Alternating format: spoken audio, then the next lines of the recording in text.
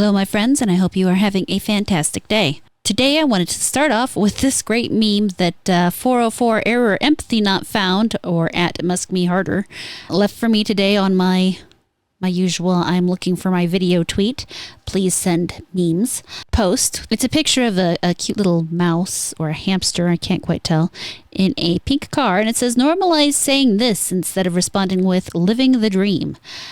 And it says the horrors persist, but so do I. It seemed very fitting for me. The topic for the day, however, will be Atari and Intellivision. For you youngins, you may know Atari as a game studio that has created some reasonably good games, but you probably don't have much of an idea of who Intellivision is. Well, here we are seeing the end of the longest possible running console war.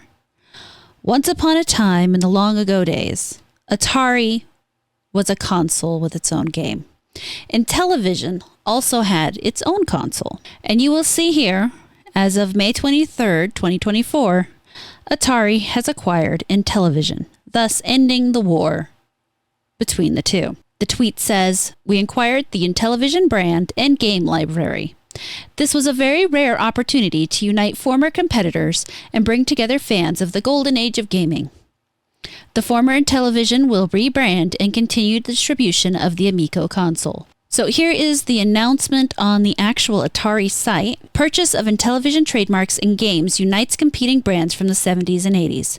Atari, one of the world's most iconic consumer brands and interactive entertainment producers, announced today that it has purchased the Intellivision brand with certain games from the Intellivision Entertainment LLC. Intellivision Entertainment LLC will rebrand and continue its business of developing and distributing the Amico brand console with a license from Atari to continue to distribute new versions of the Intellivision games on the Amico console. Atari will seek to expand digital and physical distribution of legacy Intellivision games, potentially create new games, and explore brand and licensing opportunities as part of a long-term plan to create value from the Intellivision properties. Uniting Atari and Intellivision after 45 years ends the longest-running console war in history, said Mike Mika, studio head at Digital Eclipse, an Atari-owned game studio. The first Intellivision home video game console was released by Mattel. Atari and Intellivision arguably fought the first console war of consequence in the late 1970s and early 1980s. Mattel went as far as enlisting the actor George Plimpton to appear in a series of ads comparing the two systems, as well as an 8-minute-long video shown at the Gamescom trade show. It was a very rare opportunity to unite former competitors and bring together fans of Atari, Intellivision, and the golden age of gaming. Wade Rosen, chairman and CEO of Atari. The purchase includes the rights to more than 200 titles from the Intellivision portfolio and the Intellivision trademarks.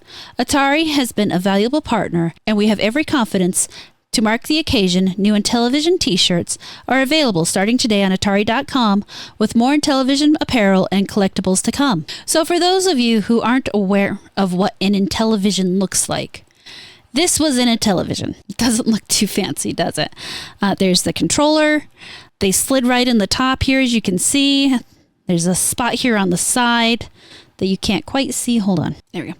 There's a spot here on the side for the game cartridge. They looked like 8 tracks. Let's put it that way. They were little boxes that you would shove in and the game would play. You have the reset button and the on-off button, and that was it. That was the whole thing right there. This is the Wikipedia with the list of Intellivision games. There really were a lot. There were a whole lot of sports games, and you see here they have them actually color-coded so you know what type. Sports games, action games, just all sorts of various games. However, I picked a few of the ones I remember from my childhood because, yes, I am old enough. I have, in fact, played on the Intellivision and a few other consoles you probably have never heard of. We're going to start with the classic pre-Nintendo Donkey Kong. Look at the little gagoo jumping the barrels. And obviously, I mean, you've seen the arcade version. And this is so much better, right? This is the one you got to play for free in your house. It's absolutely fantastic. Look at that. He made it to the princess. They won. And to the next level. This is Master of the Universes the power of He-Man. And I'm not going to let this play too long, like I said, because I don't want to get hit for the music, and I'm afraid I might be. But listen to this amazing soundtrack.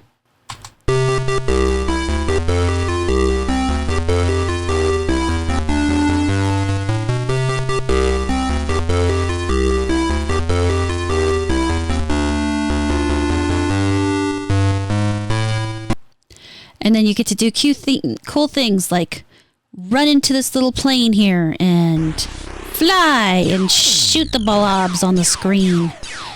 And of course, after you shoot the blobs long enough and blow up the little guys on the ground, you go and you fight Skeletor. And you and Skeletor have your little fight. And you do this a few times. And then eventually, you run into the castle. And then you fight Skeletor more. And it just continues like that. But look at this. This is peak gaming. And then you have the original food building game, Burger Time, where you have to use very careful tactics to make sure that those sausages don't catch you. But at the same time, you want to be able to drop them so you get the points while building your burgers. And of course, more kicking soundtracks. Listen to that music. Listen to how great that is. Then I wanted to share one of my favorite games growing up. This is Q*bert. And I'll be honest, I thought the graphics looked so much better. Maybe they did on my TV.